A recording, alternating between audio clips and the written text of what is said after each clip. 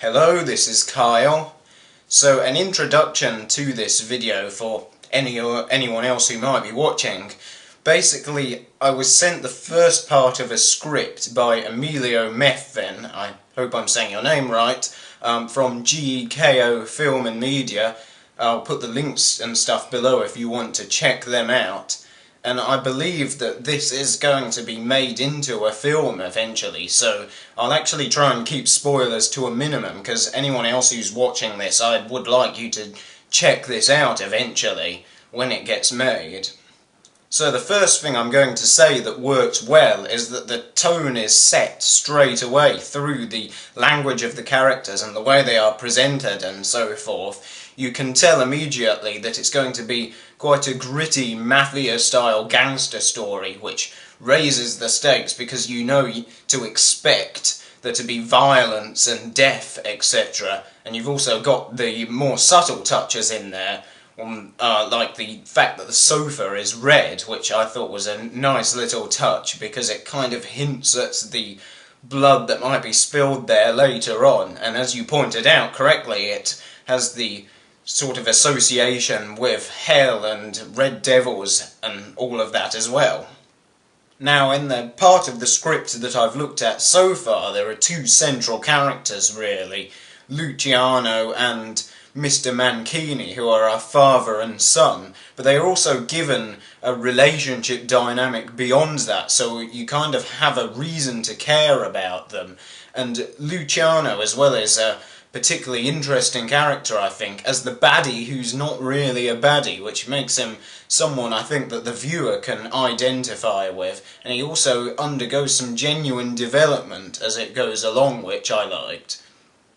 Mr. Mancini, on the other hand, I think is far more of a straightforward character. He's more a typical nasty criminal villain, someone you wouldn't want to hang around with socially, perhaps, but you might want to watch that he doesn't fall into that stock bad guy characterization. You might just want to watch that, although what I did like was that he was given a motivation. He actually makes a big speech at one point.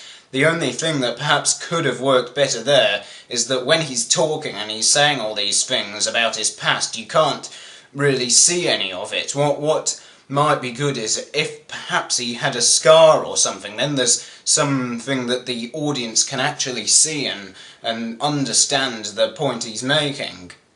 That would make it easier for the viewer to sympathise with the character's motivations.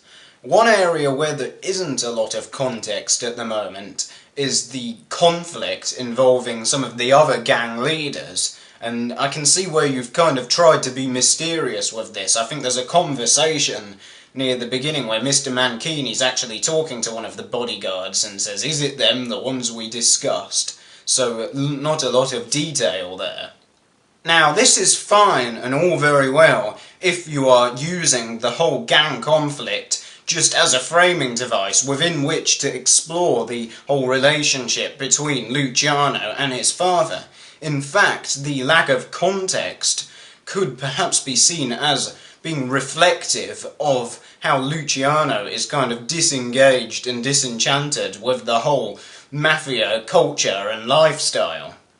However, you did mention some ideas about how the story would actually develop and actually start to involve some of these other gang leaders, in which case you will need to start giving the viewer some sort of context so that they understand the motivations and understand the conflict. And obviously, if some of the other gang leaders are going to be central to the plot as well, they will need to have their own personalities and their own relationships established as well, which may be tricky, as I don't think there have really been any scenes with any of them so far.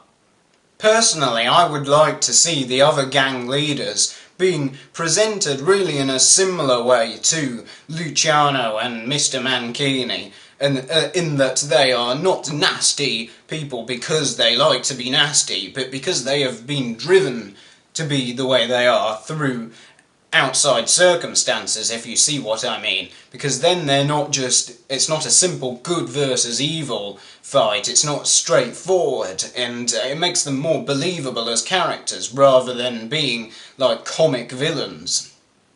So I think that's about covered everything I can think of for now. To summarise, I think there's a lot of potential in the script, and I'm looking forward to seeing how it develops and everything. And anyone else who is still watching this, like I said, I hope that you will check the film out when it does eventually get made.